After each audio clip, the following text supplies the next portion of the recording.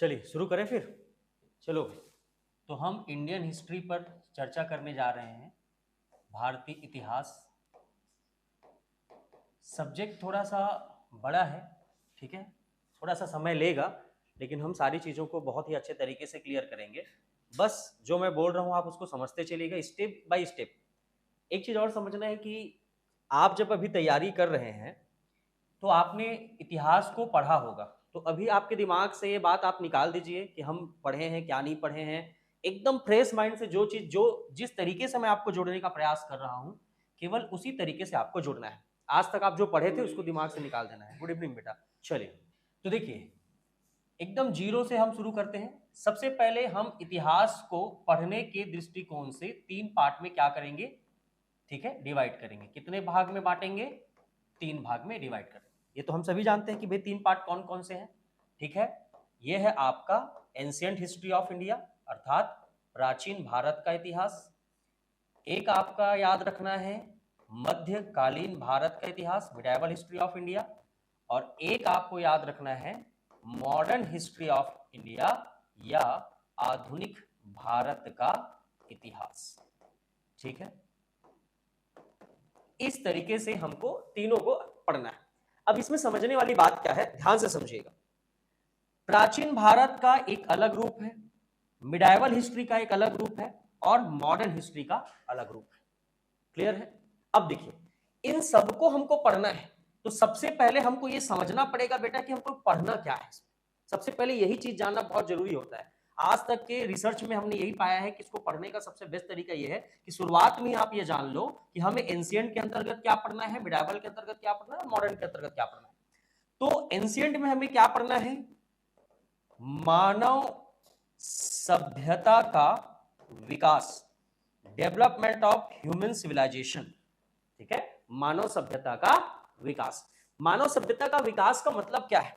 मानव सभ्यता के विकास का मतलब कि देखो, ऐसा नहीं है कि हमको एकदम पॉइंट से कि मानव का जन्म कहां हुआ, कैसे हुआ, बेसिक चीज हमको वो नहीं देखना है, लेकिन जिस समय से मानव सोशल इंटरेक्शन से जुड़े, एक दूसरे को जानने लगे, धीरे धीरे चीजों में परिवर्तन आया, वहां से हमको इतिहास को क्या करना है, शुरू करना है। क्लियर है?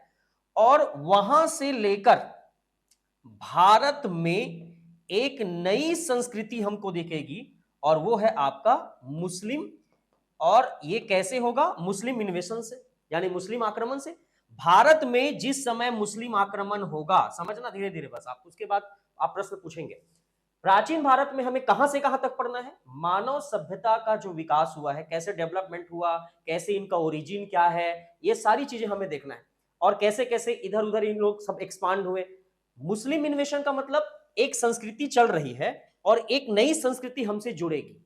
क्लियर है? एक नया कल्चर हमसे क्या होगा, जुड़ेगा। और जैसे ही मुस्लिम इन्वेशन होगा भारत में, तो उसके बाद जो पावर है, जो रूल है, वो किसके अंडर आ जाएगा? मुस्लिम। उसी को हम मुस्लिम रूल के नाम से अलग से कहां पढ़ेंगे? मिडाइवल हिस्ट्री में। यहां तक क्लियर है? अब एक बात यहां पर समझना, ये वर्तमान में आप जानते हैं कि अभी मुस्लिम एक क्या है? आपका धर्म है। क्या है? आपका धर्म है, रिलीजन। अब जैसे हम भारतीय इतिहास शुरू करेंगे तो इसको समझिएगा थोड़ा सा। सबसे पहले हमें जो दिखाई देगा वो कौन सा धर्म दिखाई देगा? हिंदू धर्म, हिंदू रिलीजन देखेंगे, ठीक है। सबसे पहला जो धर्म आएगा वो हिंदू धर्म होगा, और इसी के अंतर्गत हम इसको किस रूप में पढ़ेंगे? शुरुआत में वैदिक रिलीजन या वैदिक कॉन्सेप्ट के रूप में देखेंगे। इसके बाद आपको थोड़ा सा समझना है, इसके बाद का कॉन्सेप्ट समझना है। एक आपका इसके बाद आपका होगा, वो आपका आएगा कौन सा धर्म? बीच में जैन धर्म। अभी हम समझेंगे, बस मैं इस चीज को समझाना चाह रहा हूं। हिंदू धर्म के बाद कौन सा धर्म आ गया? जैन। हम जैन धर्म को क्यों पहले ले रहे हैं, इसका कारण भी मैं आपको बताऊंगा। ऋग्वेद में साफ साफ जैन धर्म के बारे में क्या है? उल्लेख किया गया, मेंशन किया गया है। तो धर्म के मामले में कौन सा धर्म पहले आ रहा है? जैन धर्म। जैन धर्म के बाद कौन सा धर्म आएगा? आपका बौद्ध धर्म। कौन सा आएगा? बौद्ध धर्म। एकदम क्लियर है? और बौद्ध धर्म के बाद आपका आएगा कौन सा धर्म? ईसाई धर्म। कौन सा धर्म आएगा? ईसाई धर्म। क्यों ऐसा होगा ये सब समझोगे एकदम। बस आप ना एक सीरीज को पकड़िए। सबसे पहला हिंदू धर्म, जैन धर्म, बौद्ध धर्म और ईसाई धर्म, एकदम नया तरीके से हम लोग पढ़ रहे हैं ना। उसके बाद आपका आएगा कौन सा धर्म? आपका मुस्लिम धर्म। कौन सा धर्म आएगा? मुस्लिम। अब आप सोचिए कि जब एंशिएंट हिस्ट्री हम पढ़ेंगे तो मुस्लिम धर्म का कॉन्सेप्ट यहां पर आ रहा है, मतलब मुस्लिम आक्रमण होगा तभी मुस्लिम रिलीजन का जो प्रभाव है वो कहां पड़ेगा, भारत पर पड़ेगा। इससे पहले हमें इन चारों धर्मों का प्रभाव भी भारत में दिखाई देगा।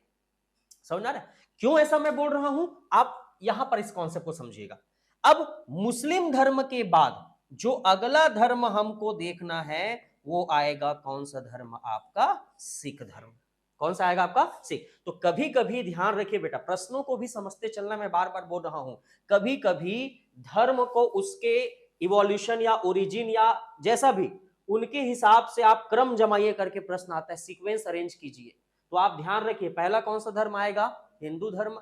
फिर कौन सा आएगा? जैन धर्म। फिर कौन सा आएगा? बौद्ध धर्म। फिर कौन आएगा? ईसाई धर्म। और फिर कौन आएगा? मुस्लिम धर्म। और फिर कौन आएगा? सिख धर्म। ठीक है। अब जैसे हिंदू धर्म को हम किस कॉन्सेप्ट में आ रहे हैं? वैदिक धर्म के कॉन्सेप्ट में देख रहे हैं। जैन धर्म को लाने वाले कौन थे? महावीर स्वामी जी। थोड़ा थोड़ा जानते चलो, फिर अभी अभी इतिहास हम पढ़ना शुरू नहीं किए हैं। आपको 1 वीक में पूरा फ्री कर दूंगा इतिहास से, उसके बाद आपको हर एक कॉन्सेप्ट क्या होने लगेगा, समझ में आने लगेगा। ठीक है। बौद्ध धर्म को कौन लाया है? गौतम बुद्ध जी। कौन लाए हैं? गौतम बुद्ध जी लाए हैं। ईसाई धर्म को कौन लाए हैं?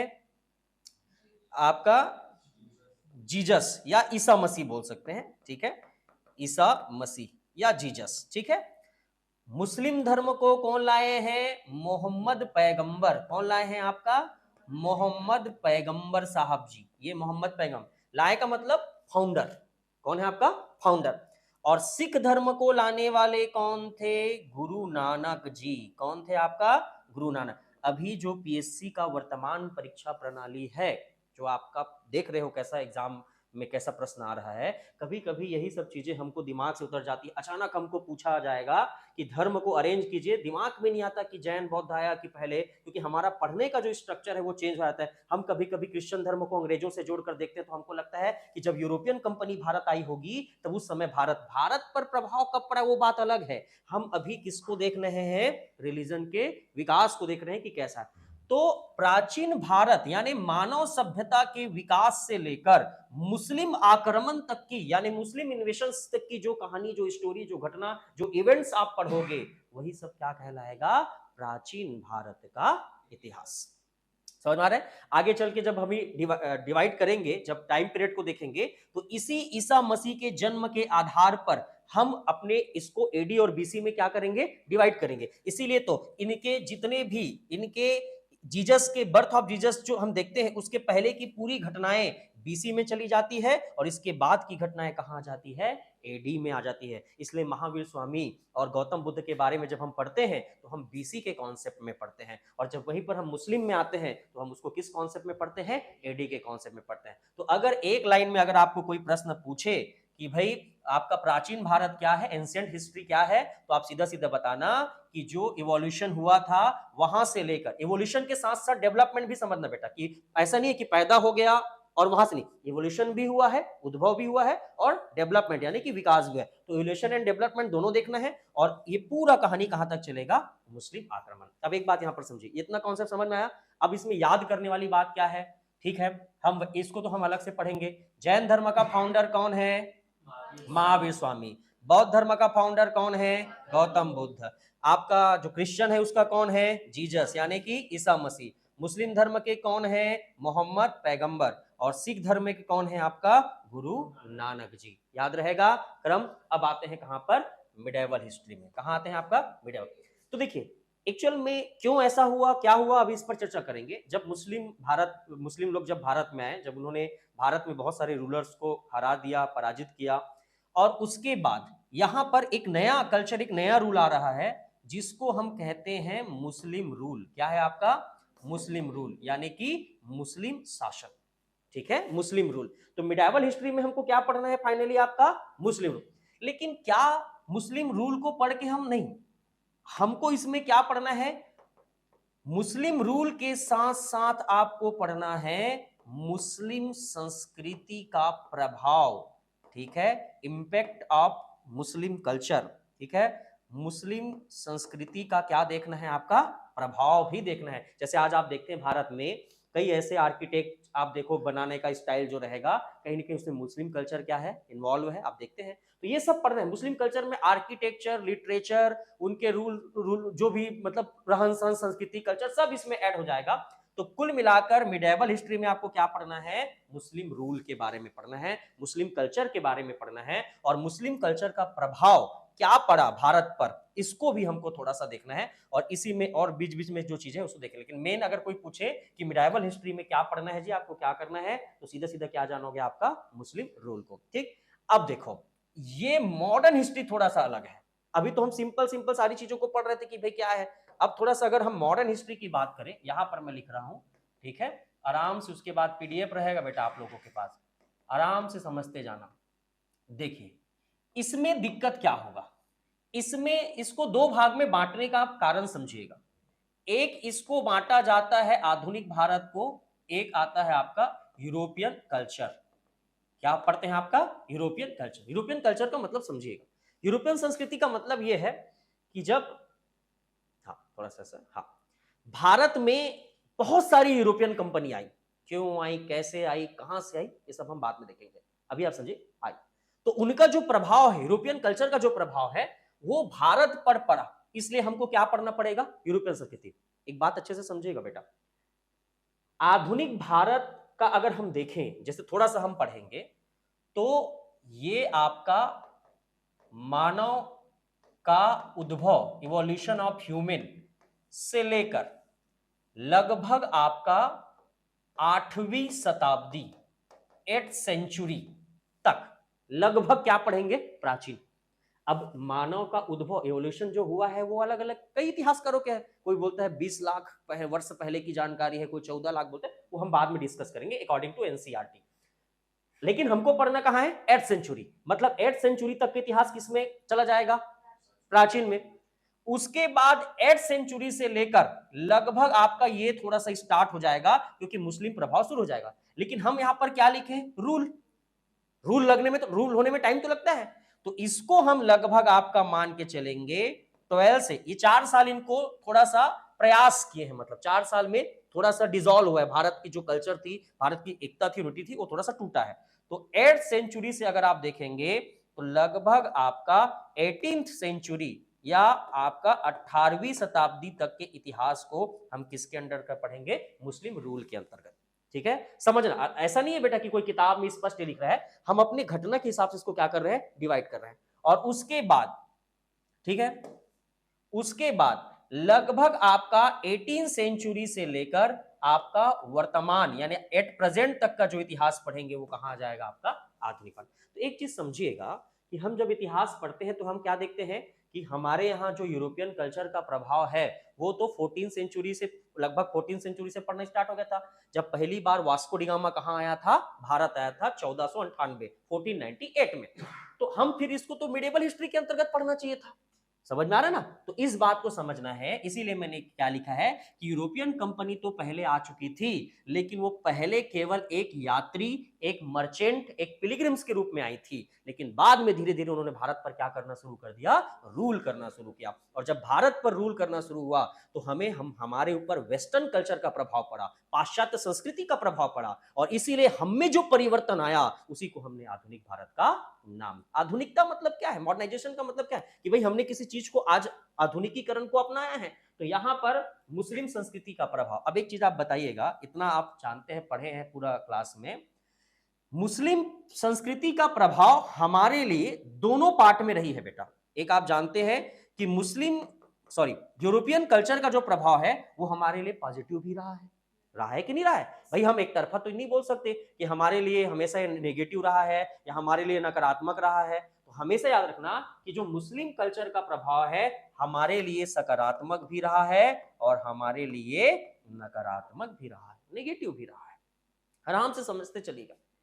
और सकारात्मक और नकारात्मक, पॉजिटिव और निगेटिव अगर दोनों में हम देखें तो सबसे ज्यादा हम पर जो प्रभाव पड़ा वो किसका पड़ा, नकारात्मक। भाई अच्छा चीज हमारे साथ कम हुआ है, खराब चीज हमारे साथ क्या हुआ है, ज्यादा हुआ है। और इसी खराब चीज के कारण, ठीक है, ये जो हमारे साथ गलत हुआ इस चीज को हमको बताया कौन, सकारात्मक चीजों ने। अब ये थोड़ा अजीब टाइप का नहीं लग रहा है। उनके द्वारा किए गए पॉजिटिव जो वर्क है वही हमको बताएगा, क्या बताएगा कि हमारे साथ क्या हो रहा है, गलत हो रहा है। कैसे, समझिए 2 मिनट। उन्होंने ही भारत में एजुकेशन को डेवलप किया, उन्होंने ही ट्रांसपोर्ट सिस्टम को डेवलप किया, उन्होंने ही आपका कम्युनिकेशन सिस्टम को डेवलप किया, हर प्रकार की चीजों को लाया। तो इससे यह प्रभाव पड़ा कि भारत के लोगों में भी अवेयरनेस आई। समझ में आ रहा है? जैसे समझना, थोड़ा सा एग्जांपल। अब भारत के लोग अगर मान लो कभी पढ़ने लिखने के लिए जब एजुकेशन डेवलप हुआ तो भारत के लोग भी पढ़ना लिखना चालू किए। अब पढ़ोगे तो ज्ञान तो होगा, एक बात, एक जागरूकता हुई। दूसरा, इन लोग घूमने के लिए कहां जाते थे, लंदन जा रहे हैं, अमेरिका जा रहे हैं, आपका जर्मनी जा रहे हैं, हर जगह घूम रहे हैं। तो इनको क्या लग रहा है कि जहां जहां अंग्रेजों ने अपनी कॉलोनी बनाई है, कॉलोनी का मतलब समझना, गुलाम, ऐसा अभी में अंग्रेजों ने जिन जिन जगहों को अपना गुलाम बनाया है, जहां जहां अपना उपनिवेश एक कॉलोनी डाला है, जैसे भारत भी उनकी क्या है, एक कॉलोनी, तो वहां की कल्चर, वहां की संस्कृति, वहां का प्रभाव और भारत के प्रभाव में क्या है, डिफरेंस, अंतर है। तो ऐसा अंतर क्यों भाई? ब्रिटेन का शासन अगर भारत में है तो जो अगर काम ब्रिटेन में हो रहा है वही काम भारत में भी होना चाहिए। तो ब्रिटेन में सब नागरिकों को समान भाव से देखा जाता है, सोशल इक्वलिटी है वहां पे, लेकिन भारत में वैसा नहीं है। तो इनके द्वारा किए गए अच्छे कार्यों ने हमें इनके द्वारा किए गए नेगेटिव चीज को भी क्या किया, बताया, और इसी चीज का हमने धीरे से क्या करना शुरू कर दिया, विरोध, प्रोटेस्ट करना शुरू किया कि भाई हमको एक नहीं अच्छा लग रहा है। अब हम अभी तक तो सुनते आए, लेकिन जागरूकता ही तो बोले यार तुम गड़बड़ सड़बड़ कर रहे हो, हमको मारते हो पीटते हो, हमारे बच्चों को पढ़ाते नहीं हो, हमारे साथ भेदभाव करते हो, नौकरी में भी लगते हैं तो तुम तो आयु घटा देते हो, हम लोग कुछ भी करते हैं कहीं ना कहीं हमको रोकने का क्या करते हो, प्रयास करते हो। और ये हम सबूत के साथ, पूरे प्रूफ के साथ कह रहे हैं कि जब हम आपके अन्य देशों में जाते हैं, अदर कंट्री में जाते हैं, तो कहीं ना कहीं वहां पर हम आपका कोई भेदभाव या कोई ऐसा हम डिस्क्रिमिनेशन नहीं देखते, लेकिन यहां पर हमको क्या दिखाई दे रहा है, भेदभाव दिखाई दे रहा है। तो इसी का क्या करेंगे, आपका विरोध करेंगे। क्या करेंगे, आपका विरोध, प्रोटेस्ट करेंगे। अब एक बात समझिएगा, देखो बेटा, विरोध जब होगा तो समझिएगा, एक बात समझना, विरोध जब भी हम कोई करते हैं किसी का, तो एक एक बहुत बड़े संगठन या बहुत बड़े इंस्टीट्यूट बनाकर या ऑर्गेनाइजेशन बनाकर करते हैं क्या, नहीं। इसीलिए प्रारंभ में आपका विरोध करने के लिए क्या बनाया जाएगा, संगठन। लेकिन ये संगठन जो होगा वो आपका पर्टिकुलर, आपका एक रीजनल होगा, मतलब एक पर्टिकुलर क्षेत्र विशेष में होगा। मतलब जैसे आप देखेंगे तो बंगाल के जनता को लगा कि हमारे साथ विरोध कर रहे हैं, तो कहां पर आ जाएगा, बंगाल में एक संगठन बना लेंगे। जब आपको लगेगा कि आपका कहां पर मतलब गलत हो रहा है, बंबई पर, तो वहां पर संगठन बना लेंगे। जब देखेंगे कि हमारे साथ मद्रास वाले क्षेत्र में गलत हो रहा है, तो हम कहां पर संगठन बना लेंगे, मद्रास। अब एक चीज आपको यहीं पर समझना है, मैंने केवल 3 ही जगह क्यों लिखे, याद रखना बेटा कि ये जो 3 जगह है, बंगाल, बंबई और मद्रास, यही ईस्ट इंडिया कंपनी की क्या थी, प्रेसिडेंसी थी। कहने का मतलब समझना, यही उनका हेड ऑफिस था। समझ में आ रहा है? पूरे भारत में 3 ही हेड ऑफिस थे प्रारंभ में, कौन कौन से, बंगाल, मुंबई और मद्रास। अब देखो, संगठन हमने वही बनाया जहां पर ईस्ट इंडिया कंपनी की क्या थी, प्रेसिडेंसी थी भाई। तभी तो अब पता चल रहा है, एक बात सोचो, मार कहीं और पड़ रहा है बंगाल में और विरोध कहां हो रहा है, बंबई में, तो कौन सुनेगा, कोई नहीं सुनेगा भाई। जहां मार पड़ा है वहीं आपको क्या करना पड़ेगा, विरोध करना पड़ेगा। अब जब ये समझ में आया कि भाई बंगाल क्या हो जाता था, बंगाल का अपना संगठन को इन लोग हैंडल कर लेते थे, बंबई का अपना संगठन हैंडल कर लिए, मद्रास का अपना संगठन क्या कर लिए, हैंडल कर लिए। तब बाद में समझ में आया कि भाई हम अलग अलग संगठन बना रहे हैं, इसलिए अंग्रेज हमको कभी भी क्या कर दे रहा है, दबा दे रहा है, हैंडल कर रहा है। तो हम सबको क्या करना पड़ेगा, एक होना पड़ेगा। और इसीलिए भारत में पहली बार जो है एक नेशनल ऑर्गेनाइजेशन या राष्ट्रीय संगठन की आवश्यकता पड़ी, और इसी राष्ट्रीय संगठन को हमने नाम दिया है भारतीय राष्ट्रीय कांग्रेस। आप थोड़ा सा समझने चलिए, अभी तो पूरा इतिहास बाकी है, आप थोड़ा सा देखिए, अभी टीजर है, टीजर के बाद ट्रेलर, ट्रेलर के बाद आपका क्या शुरू होगा, मूवी। समझ में आ रहा है? तो समझिएगा, ये जो राष्ट्रीय स्तर पर संगठन बना, ये क्या है, भारतीय राष्ट्रीय कांग्रेस, अर्थात इंडियन नेशनल कांग्रेस। ये वो सबसे बड़ा ऑर्गेनाइजेशन था जो सीधा सीधा किसका विरोध करेगी, अंग्रेजों का। और ये जो आपका सबसे बड़ा संगठन था, इन्होंने आपका कहा कि भाई इसमें भी अब समझेंगे वैचारिक मतभेद, लेकिन जो भारतीय राष्ट्रीय कांग्रेस है इन्होंने सीधा सीधा आपका किसकी मांग की? स्वतंत्रता। हमको इंडिपेंडेंस यानी कि आजादी चाहिए, और इसीलिए इनके द्वारा स्वतंत्रता के लिए जो आंदोलन चलाया गया वही क्या है आपका? फ्रीडम मूवमेंट या स्वतंत्रता आंदोलन। और इन्हीं के आंदोलन के प्रयास से आप अंग्रेजों से मुक्ति पाएंगे कब? 1947। तो जनरली एक लाइन में अगर हमको समझना है बेटा, यहां पर जैसे हमने कहा, एक बात समझिएगा कि एंशिएंट हिस्ट्री में हम क्या पढ़ रहे हैं? Evolution of human being to Muslim inventions. यहां पर क्या पढ़ रहे हैं? Muslim rule. और यहां पर क्या पढ़ रहे हैं? तो एक चीज समझना, यहां पर हम पढ़ेंगे यूरोपियन कल्चर और उसका इंपैक्ट यानी कि प्रभाव।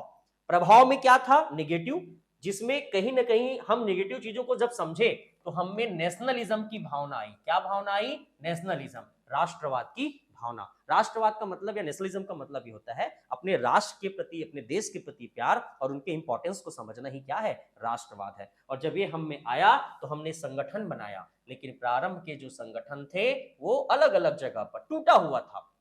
उस चीज को जोड़े कौन? भारतीय राष्ट्रीय कांग्रेस ने। और इसी ने इस भारत का सबसे बड़ा आंदोलन चलाया जिसे ही हम क्या कहते हैं? स्वतंत्रता आंदोलन। और इसमें भी जानते हैं कि सबसे बड़ा जो रोल माना जाता है वो आपका महात्मा गांधी का माना जाता है। मूवमेंट्स अगर आप देखेंगे पूरा पॉइंट टू पॉइंट यहां तक, तो आपको महात्मा गांधी के ही मूवमेंट ज्यादा दिखेंगे। नॉन कॉपरेशन मूवमेंट हो, सिविल डिसोबीडियंस मूवमेंट हो, क्विट इंडिया मूवमेंट हो, या और छोटे छोटे कई जो उन्होंने पर्टिकुलर चलाए हैं, है ना, असहयोग आंदोलन, सविनय अवज्ञा आंदोलन और भारत छोड़ो आंदोलन। तो जनरली हमने इतिहास के बारे में देखा। अब देखिए पिक्चर सेट की, अब आपको यहां पर थोड़ा सा क्या जानना है। तो सबसे पहले हमको इतिहास के कितने भागों में पढ़ना है? 3 भागों में। पहला एंशिएंट, दूसरा मिडाइवल, तीसरा आपका मॉडर्न। एंशिएंट मानव सभ्यता के उदय से लेकर मुस्लिम आक्रमण तक। मुस्लिम आएंगे, सक्सेस भी हो जाएंगे, और भारत में एक नया रूल डेवलप होगा। वो कौन सा है? मुस्लिम रूल डेवलप हो गया। इसी दरमियान मुस्लिम रूल के समय ही बहुत सारे यूरोपियन कहां आएंगे? भारत आएंगे। लेकिन आगे चलकर उनका प्रभाव हम पर पड़ेगा। प्रभाव पॉजिटिव भी रहेगा और नेगेटिव भी रहेगा। लेकिन नेगेटिव चीजों का हमने क्या किया? प्रोटेस्ट किया, विरोध किया। और विरोध करने के लिए हमने क्या बनाया? ऑर्गेनाइजेशन बनाए। शुरुआत में जो हमारा ऑर्गेनाइजेशन था वो कैसा था? रीजनल था, छोटे छोटे अलग अलग जगह पर थे। और उसको बाद में जो है हमने एक जगह सेंट्रलाइज्ड किया, यानी कि एक केंद्र पर लाया, और उसको राष्ट्रीय स्तर पर संगठन में हमने क्या नाम दे दिया? भारतीय राष्ट्रीय कांग्रेस। और इसी भारतीय राष्ट्रीय कांग्रेस ने जो मूवमेंट चलाया उसी को हम क्या कहते हैं? Freedom movement. और इसमें जो मेन रोल था वो किसका था? महात्मा गांधी जी का। ऐसे आपको थोड़ा सा बेसिक इतिहास को समझना है, उसके बाद हम धीरे धीरे आएंगे। ठीक है, चलिए बेटा, मैं आप लोगों को 2 मिनट का समय दे रहा हूं, ऑनलाइन वालों को भी, जो आप यहाँ पर अभी आप 2 मिनट में पूरा पिक्चर दिमाग में डालिए। जैसा मैंने कहा, आप पहले पढ़े हैं कि नहीं पढ़े, याद है, वो मैटर नहीं करता। आपको जो मैं बोला हूं वो चीज दिमाग में है। 2 मिनट आप याद करिए।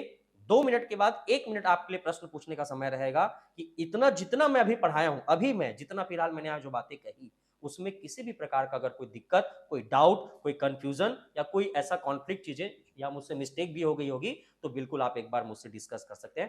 पहले 2 मिनट आपके लिए रहेगा, आखिरी का 1 मिनट मेरे लिए रहेगा। चलिए रेडी, तुरंत एक बार रिवाइंड करिए जो चीज मैंने बताया आपके दिमाग में। और फैक्ट, हाँ, रिमाइंड करते समय जिन चीजों पर मैं स्टार लगा रहा हूं वो आपके फैक्ट है। ये फैक्ट को कोशिश करिए, एक बार में तो नहीं होगा बेटा, लेकिन कोशिश करिए कि कम से कम याद हो जाए। जहां पर मैंने स्टार लगाए हैं उसको थोड़ा सा आपको समझना है। अब देखिए, अब समझ लिए हम बेसिक अभी कि भाई क्या है कैसा है। अब हम एक एक पार्ट को कवर करते हैं, एक एक पार्ट पर चर्चा करते हैं। तो सबसे पहला हमको समझना है, पूरा जानना है आपका एंशिएंट हिस्ट्री ऑफ इंडिया या प्राचीन भारत का इतिहास। ठीक है, ये हमारा पहला पार्ट है इतिहास के दृष्टिकोण से। ठीक है, अब देखिए प्राचीन भारत में जैसे हमने कहा कि हमको कहां से कहां तक का इतिहास पढ़ना है, तो आपका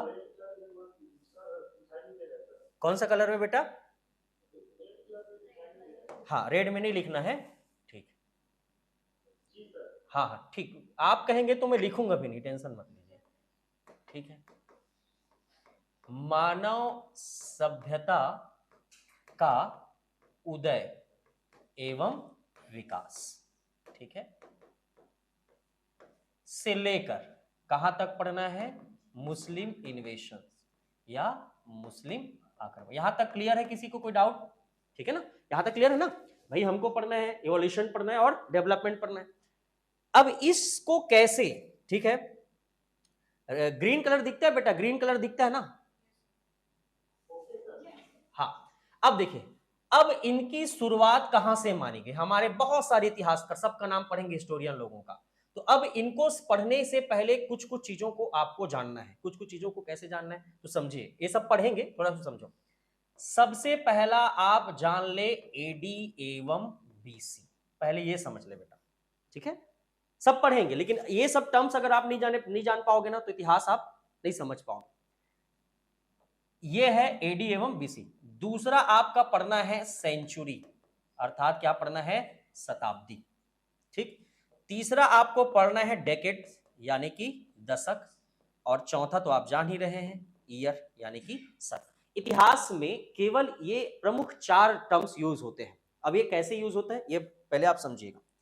जब किसी कोई इवेंट्स या कोई घटना हो रही है तो उनका जो टाइम पीरियड है काफी बड़ा है। मतलब जैसे हम बात कर रहे हैं आज से 2000 ईयर पहले, 2000 साल पहले, 4000 साल पहले क्या हुआ, तब इसको तो आदमी बता नहीं सकता। तब वहां पर हम क्या यूज करते हैं? एडी एवं बीसी यूज करते हैं। समझ में आ रहा है ना? अब इसमें भी दिक्कत ये होता था, भारत में कोई घटना घटा है वो अलग, यूरोप में कोई घटना घटा है वो अलग, अमेरिका में घटना घटा है वो अलग। तो सब में समानता लाने के लिए, सब में सिमिलरिटीज हो, क्योंकि इतिहास एक ऐसा चीज है जो पर्टिकुलर एक जगह से रिलेटेड होता है क्या? नहीं भाई। अगर मैं आज यहां पर अपना इतिहास बताऊंगा तो क्या इसी रूम के अंतर्गत का इतिहास बताऊंगा? क्या नहीं, मुझसे जुड़े हुए सभी चीजों के बारे में आपको क्या करना पड़ेगा? जानकारी लेना पड़ेगा। तो इसको समाधान करने के लिए, ये सब आप जान रहे हो ना, हल्का हल्का मैं बस रिमाइंड कर रहा हूं कि हमने ईसा मसीह के जन्म को क्या बनाया? बेस बनाया, बर्थ ऑफ जीसस। तो हमने क्या कहा कि लगभग 1 सेंचुरी, कितना आपका? 1 सेंचुरी, 1 शताब्दी के आसपास हम ईसा मसीह के जन्म को टारगेट किया। और इसके पहले, मतलब हमने इसको कहा गणित, जैसे मैथ्स में पढ़ते हैं ना, जीरो। इससे पहले, इस ईसा मसीह के जन्म के पहले जितनी भी इवेंट्स, घटनाएं हम पढ़ेंगे, जैसे मैंने थोड़ी देर पहले कहा, वो सब किसमें काउंट होगा? बीसी में। और ईसा मसीह के जन्म के पहले जितनी भी घटना पढ़ेंगे वो सब किसमें काउंट होगा? एडी में। अब एक चीज अपने दिमाग में याद रखिएगा, एडी बीसी क्या है? कोई डेफिनेशन दुनिया का कोई एग्जाम में नहीं पूछेगा जी। आपको क्या समझना है? बीसी मतलब क्या जानना है? बीसी मतलब समझना कि वो घटनाएं जो ईसा मसीह के जन्म के पहले हुई है। और एडी का मतलब क्या होता है? ईसा मसीह के जन्म के बाद। अब पहचानेंगे कैसे भाई? एडी बीसी मान लो नहीं लिखा रहेगा तो हमेशा याद रखना, ये जो बीसी है हमेशा डिक्रीजिंग फॉर्म में होगा और एडी जो है वो इंक्रीजिंग फॉर्म में हो। कहने का मतलब, जब हम इतिहास को पढ़ते आएंगे, देखो इस ये वाले चार्ट से समझना बेटा, इस चार्ट से समझोगे तो ज्यादा अच्छा होगा। देखिए आज वर्तमान में क्या चल रहा है? 2025 चल रहा है कि नहीं चल रहा है? चल रहा है। मतलब हमें कहां तक का इतिहास पढ़ना है? 2025 एट प्रेजेंट। अभी मैंने 5 मिनट पहले जो भी चीज कहा वो भी अब क्या हो चुका है? इतिहास। भाई स्टडी ऑफ पास्ट, मतलब हम अपने अतीत को पढ़ते हो, क्या है? इतिहास। तो हमको 2025 तक इतिहास पढ़ना है। और हम ऐसा अगर मान लें कि हमारा इतिहास, ठीक है, लगभग 20 लाख वर्ष पहले का है। कितने लाख पहले का? 20 लाख साल, बहुत पहले, हम सोच भी नहीं पाएंगे तब का है। तो एक चीज बताओ, जब आप इधर से इतिहास को पढ़ते पढ़ते पढ़ते पढ़ते आओगे ऐसे, तो आप पढ़ते पढ़ते कहां तक चले गए? 2025 तक चले गए ना? तो 20 लाख से लेकर 2025 तक पढ़ने में आपको काफी समय रिलेट करना पड़ा कि नहीं पड़ा? तो उसी के लिए हमने एक बेस बनाया ईसा मसीह को, कहां से? आपका जीरो पर। यहां तक रुक जाना है, बोले यहां से हमको एक नया पढ़ना है, यहां तक का नया पढ़ना है। तो अब देखिए जीरो है, मतलब जीरो से ये कहां तक गया है? 20 लाख। मतलब ये 1 2 3 ऐसा शुरू हुआ होगा, तभी तो कहां तक गया है? 20 लाख। और इधर से भी ये 1 2 3 शुरू हुआ होगा, तभी तो कहां तक चला है? 2025। मतलब कहने का मतलब है कि एक बहुत बड़े कहानी को हमने 2 भाग में बांट दिया। जैसे कहते हैं ना, पुष्पा 1 पुष्पा 2, बाहुबली 1 बाहुबली 2, वैसे बांट दिए। तो बांट दिए तो कहते अब यहां से 1 2 इधर शुरू होगा, ईसा मसीह के जन्म के पहले 1 2 इधर, और ईसा मसीह के जन्म के इधर 1 2। तो देखो, जब अब इतिहास को मैं यहां से इधर, एक काम करते हैं, पहले इधर से पढ़ते चले जाते हैं, फिर इधर से ऐसे पढ़ेंगे क्या? नहीं, पढ़ने का डायरेक्शन हमेशा कहां से होगा? यहां से। तो देखो, हम जब इधर से इतिहास को पढ़ते आएंगे तो समय बढ़ता हुआ आएगा कि घटता हुआ आएगा जी? घटता हुआ आएगा। इसीलिए मैंने क्या कहा, डिक्रीजिंग फॉर्म में। कहने का मतलब हमेशा जैसे कोई भी घटना हुआ है और आपको कहा जाएगा 600 से 500, तो समय बढ़ रहा है कि घट रहा है, तो क्या लगाऊंगा, बीसी लगेगा। समझ में आ रहा है। अगर मैंने कहा कोई घटना आज से 700 से 800 के बीच घटा है, तो ऐसा हर बनाना मत, कैसा है 700 से 800, जब 700 से 800 लिखा है मतलब समय क्या हो रहा है, बढ़ रहा है। बढ़ रहा है तो क्या लगेगा, एडी, क्योंकि अब ये समझ जाना कि ये 700 से 800 से बोल रहा है और एडी लगाया है, मतलब ये ईसा मसीह के जन्म को क्या कर चुका है, क्रॉस कर चुका है। समझ में आ रहा है। तो हमेशा याद रखना, जब भी समय घटता हुआ दिखेगा तो बीसी के रूप में लिखेंगे, यही इसकी पहचान है। और जब भी समय बढ़ता हुआ दिखेगा तो उसको क्या कहेंगे, एडी। और ये हम कब यूज करते हैं, जब बहुत ज्यादा ड्यूरेशन, बहुत लॉन्ग ड्यूरेशन के इवेंट्स को हम पढ़ने जाते हैं, तब हम एडी और क्या लगाते हैं, बीसी। अब सबसे इंपॉर्टेंट बात आप समझिएगा, किसको, आपका सेंचुरी। किसको समझिएगा, आपका सेंचुरी, शताब्दी। जनरली सीजीपीएससी वालों के लिए बहुत ही जबरदस्त चीज रहता है क्या, शताब्दी। कैसे, हर घटना, हर जानकारी, हर प्रकार की चीजों को आप याद नहीं रख सकते, तो मेंस के लिए सबसे बड़ा हथियार क्या होता है, शताब्दी। कैसे समझिएगा, मैं आपको एक घटना के माध्यम से एक बारे में बता रहा हूं। देखिए, आप जानते हैं कि 1757 में बैटल ऑफ प्लासी हुआ है, यानी कि प्लासी का युद्ध हुआ है। ठीक है, अब 1757 की अगर हम बात करें तो कितना की बात करें, अभी हम वर्तमान में कहां हैं, 2025 में है, तो ये बहुत ज्यादा दिन बीता है क्या, बहुत ज्यादा समय बीता है क्या जी, ज्यादा ज्यादा कितना, 17×3=20, लगभग आप देखोगे तो 350 के आसपास, 300 ऐसे समझिए, 300 वर्ष की कहानी है। तो क्या एडी लगाओगे, लगाओगे क्या, आज से कई एडी पहले, ऐसा बोल दोगे क्या, नहीं। तो एडी वाला कॉन्सेप्ट जब जुड़ेगा क्या, नहीं। तो अब उससे नीचे वाला आएंगे, कहां, सेंचुरी, शताब्दी। तो देखो शताब्दी कैसे करना है। शताब्दी जब भी आपको पूछे और अचानक आपको प्लासी युद्ध के बारे में बताना है, तो ध्यान रखिएगा, मैं 3 प्रश्न बताऊंगा, तीनों सही होगा बेटा, ध्यान देगा। अगर आप ये इसको कन्वर्ट करना है, ये ईयर में है, किसमें है, ईयर में, ईयर में इसको कन्वर्ट करना है, तो एक बात याद रखिएगा, जो ये 2 अक्षर आपको दिख रहा है इधर का, इसमें आप क्या कर देंगे, +1, और ये ऑलरेडी अपने आप शताब्दी में कन्वर्ट हो जाएगा, तो क्या होगा है। अब देखिए, प्लासी का युद्ध कब हुआ, 1757, लेकिन अगर मैं कुट में लिखूं या 18वीं शताब्दी में प्लासी का युद्ध हुआ था, कई लोग गलत मार के आ जाएंगे, क्यों, ये तो 1757 में हुआ था जी, ये कैसे 18 बोल रहा है, लेकिन शताब्दी शब्द को माइंड नहीं करता है, इसलिए याद रखेंगे 18वीं शताब्दी में प्लासी का क्या हुआ है, युद्ध। आप कौन सी शताब्दी में जी रहे हैं जी, आप कौन सी शताब्दी में जी रहे हैं, 21वीं शताब्दी में जी रहे हैं, 21 सेंचुरी में। तो कभी भी किसी घटना को सेंचुरी में कन्वर्ट करना रहेगा तो उसमें क्या जोड़ना है, +1। क्यों ऐसा करते हैं ये भी समझो भाई, इसको हम 17वीं शताब्दी 17 सेंचुरी कह ही नहीं सकते, क्योंकि ये 57 साल क्या हो चुका है, आगे जा चुका है, हो गया ना। लेकिन अगर इसी को मैं 1700 लिख देता, तब आप फंसते, तब इसमें आप 1800 जोड़ देते। ध्यान रहिए, जब भी अगर ये एक भी आगे नहीं बढ़ा है, 2 शून्य लगा है, तो जस का तस क्या कर देना है, उतार देना है। 1700 मतलब 17वीं शताब्दी, 1800 मतलब 18वीं शताब्दी, और आपका 1825 मतलब कौन सी शताब्दी, 19वीं, क्योंकि 25 साल क्या जा चुका है, आगे रनिंग में। एकदम ग्राउंड लेवल से समझिए आप, एकदम बेसिक, ऐसा मत समझिए कि सर क्या पढ़ा रहे थे, जोड़ना घटाना, यही सब समझोगे ना तो ऐसे इतिहास चुटकी बजा के आप खेल लोगे, आराम से खेलोगे पूरा। ठीक है, तो कभी भी ऐसा मत मारना, प्लासी का युद्ध कब हुआ है, 18वीं शताब्दी, डेट में कब है, 1757, एग्जैक्ट डेट पूछेगा तो अभी मैं पूरा पढ़ाऊंगा जी, याद रखना 23 जून 1757। ठीक है, मान लो एक आज ने वीडियो दे दिए तो आ गया करके बता देता हूँ, ठीक है, हाथ पांव मारते रहते इधर उधर। ठीक है, अब आते हैं, अब देखो इससे नीचे जाना है, तो इससे शताब्दी से नीचे क्या आ जाएगा आपका, दशक, यानी क्या आ जाएगा, डिकेड, दशक। दशक मतलब लगभग आपका कितना वर्ष का अंतर रहना चाहिए, अंतराल 10 वर्ष। यहां पर हमने कितना, 100 ईयर्स, यानी कितने की बात की, आपका 100। अब दशक भी समझिएगा, ये भी आप गलती करोगे, ये खासकर इकोनॉमिक्स में बहुत सुनते होगे, 1716 के दशक में ऐसा हो गया, ऐसा परिवर्तन आ गया, 1991 में एलपीजी की नीति आ गई, ये हो गया, ऐसा सुनते हो ना।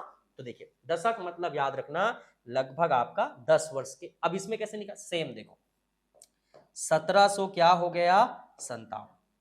सेंचुरी में हम इन दोनों को देखते थे, पर दशक में क्या करना है, इस वाले को देखना है। अब इसमें देखना है तो आपको यह देखना है कि ये दोनों अंक जो है, दो डिजिट है, वो 10 के आसपास होना चाहिए।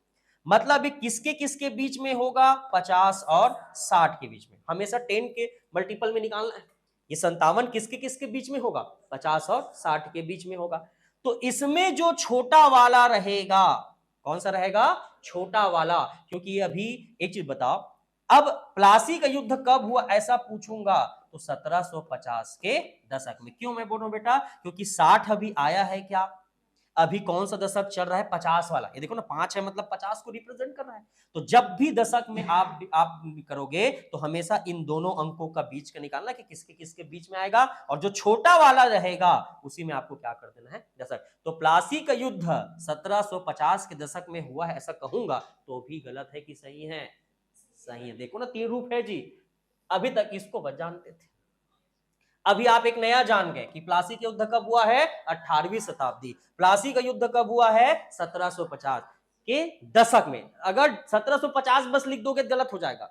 यहां पर इस टर्म्स का बहुत वैल्यू है। डिकेट लगाना है कि सेंचुरी लगाना है कि एडीबीसी, आपको समझना है। अब देखो मेंस में अचानक नहीं याद आया 1757, तो क्या लिख सकते हो, 18वीं शताब्दी में हुए प्लासी के युद्ध, 1750 के दशक में हुए प्लासी, तो भी आपका नंबर वो नहीं काटेगा। समझ में आ रहा है, ये सब समझना है बेसिक चीज को। तो ये हो गया आपका कितना, दशक। ईयर को तो जान रहे हो, ईयर में कोई दिक्कत नहीं है। इसी को आपको जैसे आपका और कन्वर्ट, जैसे 1825 है तो 25 को आपको देखना है ये किसके किसके बीच में आएगा, 20 और 30 के बीच में आएगा। तो छोटे वाले को क्या करना है, लेना है, मतलब 1820 के दशक में। समझ में आ रहा है, ठीक है। लेकिन अगर जैसे, और ये भी याद रखना बेटा, ये ना 1 to 9 चलता है ना, मतलब 1 to आपका 9 चलेगा, ठीक है, समझना इसको।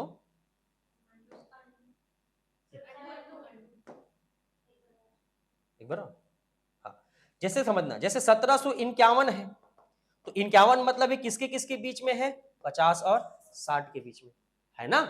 तो अगर मान लो यही 1750 जीरो से 9 चलेगा बेटा, कहां से चलेगा, 0 से 9। जैसे 1750 अभी 60 लगा ही नहीं, 50 का, जब तक ये 5 लगा है ना तब तक समझना कौन से दशक में जाएगा, 50 के। इस डिजिट को देखना है आपको, थोड़ा सा समझ में आ रहा है। लेकिन जैसे ही आपका जाके चेंज हो, जैसे मान लो कहीं पर आपका 1760, जब ये 1760 लिखेगा ना तो जस का तस लिख देना 1760 के दशक में। क्यों लिख, अच्छा ये 1 करना ना, ये 1 से लेकर 9 तक समझना। जैसे यहां पर मैं समझा रहा हूं अच्छे से, जैसे 1750 है, ठीक है, तो ये 1750 के दशक में है, तो ये किसके किसके अंतर्गत में आ रहा है बेटा, 40 से 50। क्यों, अभी 51वां शुरू हुआ है क्या, नहीं। तो जब भी आप जैसे वहां पर लिखे ना 2 शून्य रहेगा तो जस का तस क्या कर देना है, लिख देना है। तो यहां पर भी जैसे शून्य रहेगा ना तो भी 40 और 50 के बीच में ही क्या होगा, ये आएगा। तो हम छोटा को क्या करते हैं, लिखते हैं। तो भले 1750 रहेगा लेकिन दशक कौन सा रहेगा, 1740 के दशक। यही ठोकवाद समझना है, समझना, ठीक है। क्यों, क्योंकि हम काउंट वैसे करते ना, अभी 40 से 50 के बीच में, जैसे ये 51 होगा तभी ये 50 का दशक शुरू होगा। समझ में आ रहा है। तो इस चीज में यही एक अपवाद है। बाकी ईयर को तो आपको टेंशन नहीं लेना है। देखिए बेसिक में एक बार आपको समझा देता हूं क्या है। ईसा मसीह के जन्म के पहले क्या लगेगा, बीसी। घटता हुआ रहेगा कि बढ़ता हुआ, घटता हुआ। ईसा मसीह के जन्म के बाद बढ़ेगा कि घटेगा, बढ़ेगा, क्या लगेगा, एडी। सेंचुरी मतलब 100 वर्ष। कोई भी पहले डिजिट में कितना जोड़ना है, 1, और 2 शून्य रहेगा तो एज इट इज लिख देना है। समझ में आ रहा है। दशक मतलब कितने वर्ष का, 10।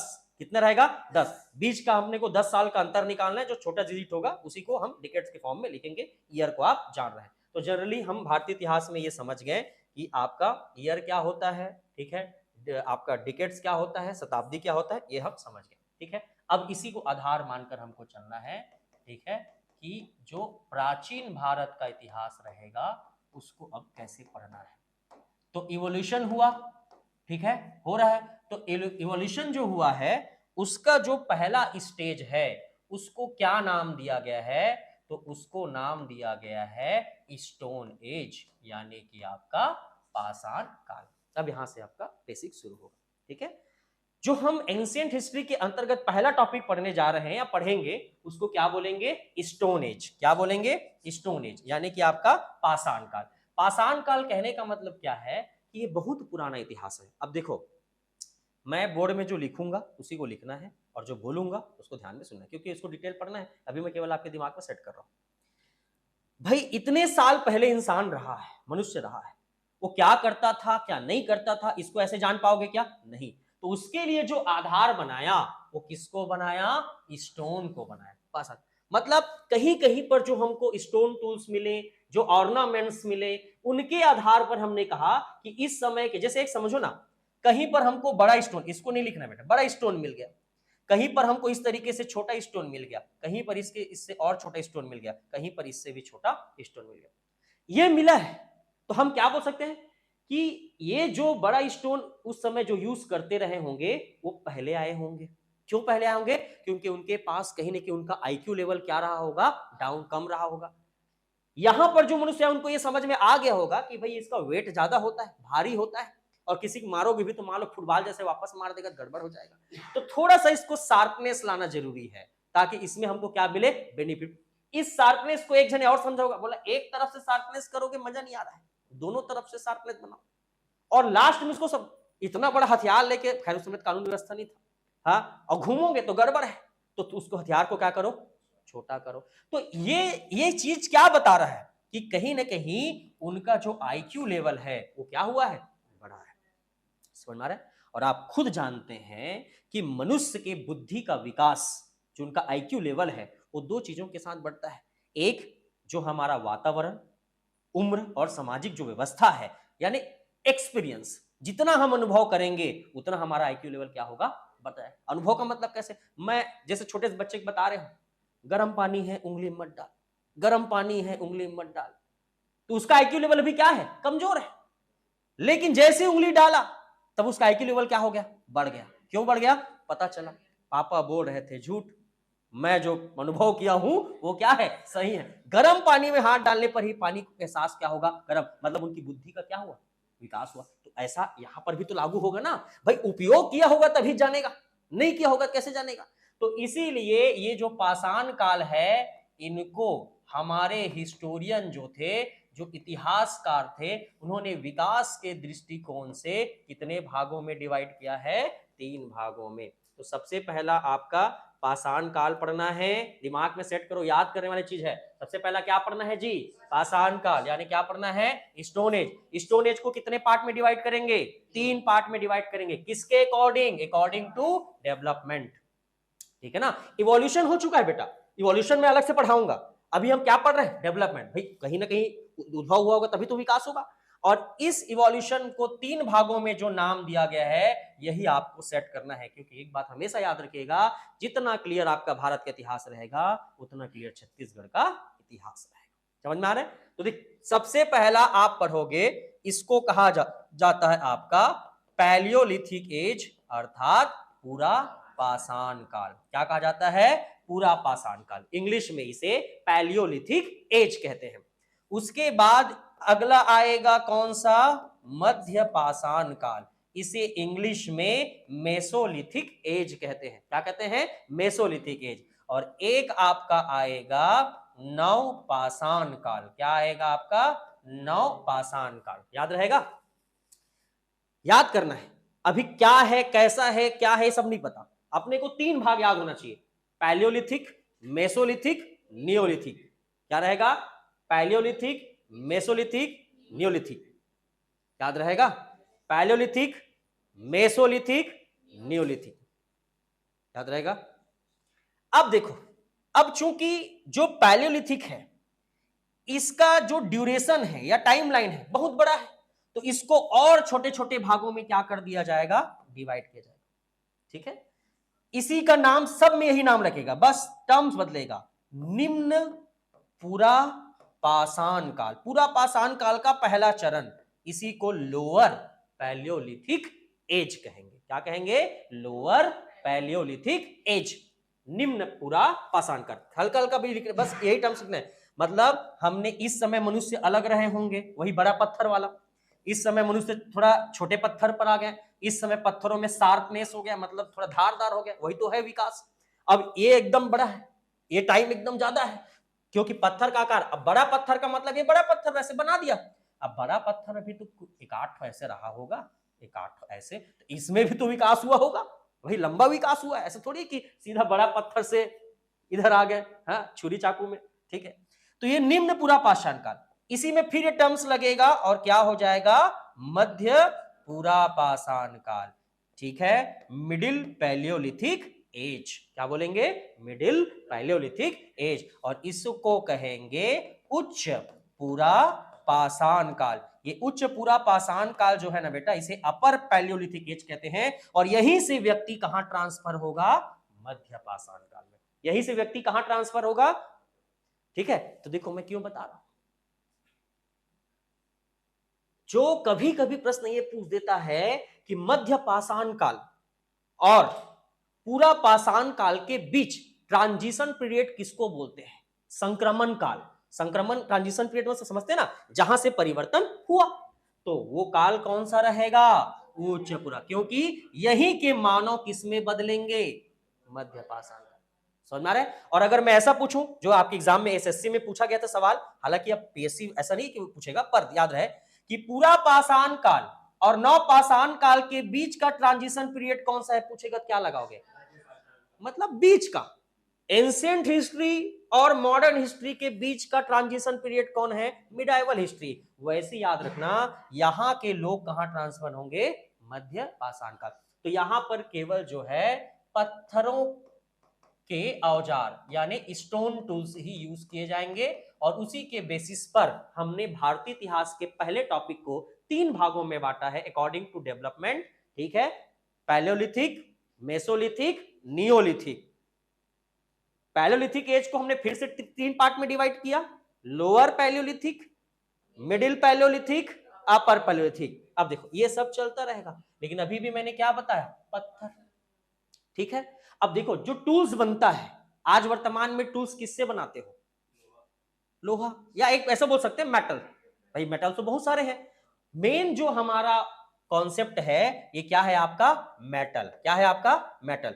अभी तक हम कहीं पर भी इन सब पीरियड में मेटल देख रहे हैं क्या, नहीं देख रहे हैं, मतलब ये चीज जानो कि इतने काल में, इतने एज आप जब पढ़ोगे, इसमें अगर कहीं पर भी मेटल नाम का भी कोई शब्द आ गया ना, तो गलत मार देना, फर्ज हो ही नहीं सकता।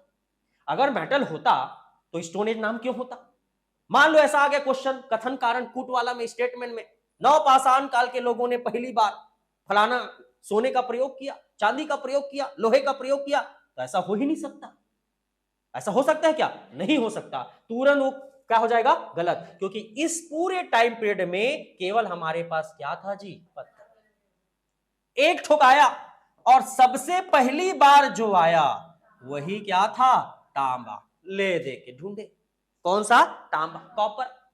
तो पहली बार जिस मेटल को मानव ने उपयोग किया, यूज में लाया, वही क्या था, कॉपर। अब चूंकि टेंशन में आ गए, कैसे टेंशन में आ गए, ये देख पढ़ रहे थे मस्त पत्थर, पाषाण, स्टोनेज, एक ठोक नया आ गया।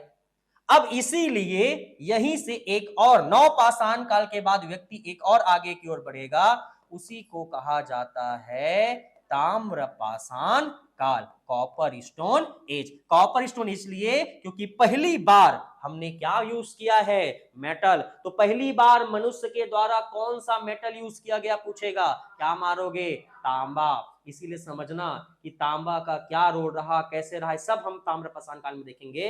लेकिन पत्थर के बाद, नव पाषाण काल के बाद व्यक्ति अब एक नई दुनिया में प्रवेश करने जा रहा है, क्योंकि आप उसको उस तरीके से मत लेना बेटा। आजकल आपके पास इतना धातु है कि आप उस धातु की वैल्यू को नहीं समझ पा रहे हैं। उल्टा आदमी अपने घर में और क्या कर रहा है, लकड़ी और उसका फर्नीचर, अब थोड़ा अलग हो गया ना दुनिया। लेकिन उस समय सोचो ना, आपके पास मेटल है, जमीन की खुदाई करने में भी कितना दिक्कत होता होगा। आप सोचो कि जो मिस्र का पिरामिड है, जो सिंधु घाटी सभ्यता के समान उसको कंपेयर करते हैं, उतने बड़े बड़े पिरामिड को बनाए होंगे तो पत्थर को कैसे निकाले होंगे। उस समय तो लोहा नहीं था, सिंधु घाटी में तो लोहा नहीं था, लोहा तो बाद में आया वैदिक काल में। कैसे कटिंग करते रहे होंगे, कैसे उसको वहां तक पहुंचा पहुंचा के उसको करते होंगे, अपने आप में सोचो कितना बड़ा इतिहास छिपा है। और एक ठोक तांबा आया, और तांबा भी कैसे, पता है, किसी को मार दोगे ना तांबे तलवार में, तांबा चपड़ जाएगा। सोचो तो, आप तांबे का तार देखो कितना सॉफ्ट होता है, तभी तो ये इलेक्ट्रिसिटी में हम सब यूज करते हैं, धारा के प्रवाह के लिए। तो ये एक तो बेचारा मिला भी तो बहुत सॉफ्ट मेटल है, इसको अगर गलती से खेतों में आप हल चला दिए ना तो टूट जाए, काम ही नहीं करेगा वो। फिर भी ले दे के मिल गया तो आदमी जश्न मनाएगा, पार्टी करेगा। कौन सा काल आ गया? ताम्रपाषाण काल। ताम्रपाषाण काल क्यों आया? क्योंकि पहली बार तांबे का प्रयोग किया है। और यहीं पर नोट पॉइंट में अब आपको लिखना पड़ेगा कि देखो ध्यान से समझना कि ऐसा नहीं था बेटा कि तांबे का प्रयोग किया है। हालांकि हम ये मान सकते हैं कि सबसे पहला बार कौन आया? तांबा। तांबा के बाद कौन सा आया? कांसा। और कांसा के बाद कौन सा आया? लोहा। अब देखो गलती कहां करोगे, दो गलती करोगे। पहले तो ये जानो कि तांबा ऐसा आपका क्या मिलाने से आया? टीन। देखो मनुष्य के पास पहले से कॉपर था, कॉपर में क्या मिला दिए? टीन। टीन मिला दिए। टीन अभी वर्तमान में छत्तीसगढ़ में है, हो सकता है कि उस समय भी छत्तीसगढ़ से ले जाए रहते होंगे, जो भी इतिहास में पढ़ेंगे। तो जो ब्रॉन्ज है वो कैसे बना? तांबा और टीन से। मतलब ये इंडिपेंडेंट मेटल है क्या? नहीं, इसको अलॉय मेटल बोल सकते हैं, मिश्र धातु। तो यहां पर कांसा, तांबा और टीन। तो मनुष्य ने कांसे का प्रयोग किया और बाद में फिर क्या आया? लोहा। लोहा आया तभी तो क्या हुई जी? क्रांति आई, रिवोल्यूशन हुआ, नया नया खेत बाड़ी सब औजार टूल्स सब इंस्ट्रूमेंट बनने लगे, पैसा कौड़ी, तभी तो आया मगध साम्राज्य। पैसा नहीं था, गरीब थे तो कबीले के लोग थे, पैसा आया तो राजा बन गया तुरंत फट से, मैं राजा, मैं तलवार भी अब चमकना, लोहा का चमक, अब तो मारेगा तो भी आदमी मर जाएगा। समझ में आ रहा है? अंतर हो गया ना। अब देखो यहां पर तांबा पहले आया है, तांबा के बाद क्या है? कांसा, फिर लोहा। कभी कभी इसको भी सीक्वेंस अरेंज करो करके आता है। लेकिन अगर मैं ये पूछूं, अब देखो गलती मत करना कि लोहा बाद में है, पर क्या लोहे के अलावा, तांबा के अलावा, कांसा के अलावा और कोई मेटल नहीं था क्या दुनिया में? था ना। याद रखना कि आपका ये देखो तांबा, कांसा, तांबा, टीन। अब देखो क्वेश्चन कैसे पूछता है। ये लोहा आया है मतलब कौन से काल में? वैदिक काल। बढ़ाऊंगा अभी, सब चीज बताऊंगा पूरा। वैदिक काल से पहले लोगों को किन किन धातुओं का ज्ञान नहीं था, नॉलेज नहीं था, पूछेगा तो आदमी के दिमाग में एक ठो बस रहता है, क्या है?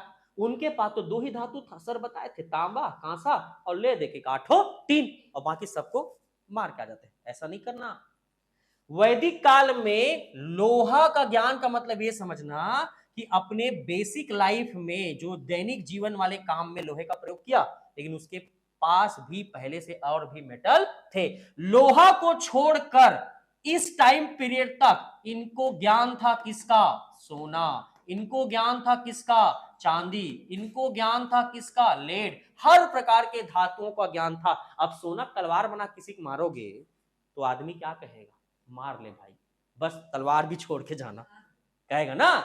तो आप समझो ये इतना मुश्किल से निकलता था कि लोगों ने इसको क्या बना लिया? प्रीसियस, यानी कॉस्टली, एकदम महंगा।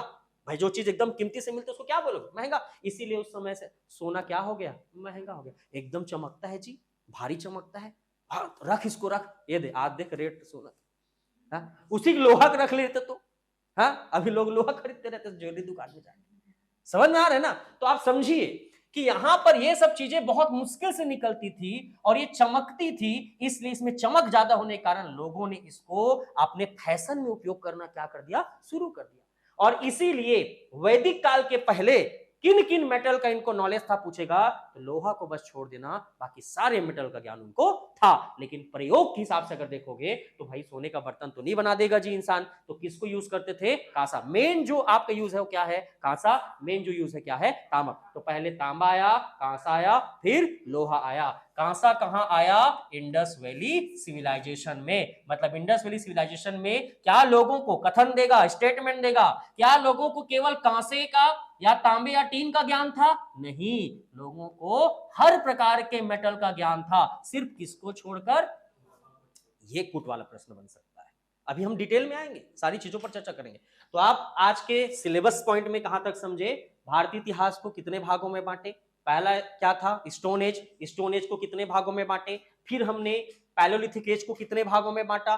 फिर हमने एक नया मेटल देखा, एक नया मेटल से एक नया एज आया, और इस प्रकार से हमने मेटल के यूज को भी क्या कर लिया? समझ लिया। कल हम इंडस वैली सिविलाइजेशन पर, मतलब हम पूरा पहले एक बार पूरा सिनॉप्सिस, मतलब इतिहास एकदम आपको क्या हो जाए? क्लियर हो जाए। उसके बाद टॉपिक बाय टॉपिक हम एक एक, जैसे इसके बारे में पूरा डिटेल, हर एक का एज के बारे में डिटेल, हर एक काल के बारे में क्या हुआ, कैसे हुआ, पूरा अपना डिटेल पढ़ते चलेंगे। ठीक है, तो आज यहां तक हम कवर करते हैं। ठीक है बेटा, किसी को कोई डाउट है ऑनलाइन में तो बताइए। जितना मैंने पढ़ाया उसमें अगर किसी भी प्रकार का अगर आपको दिक्कत है, डाउट है, तो आप मुझसे कह सकते हैं।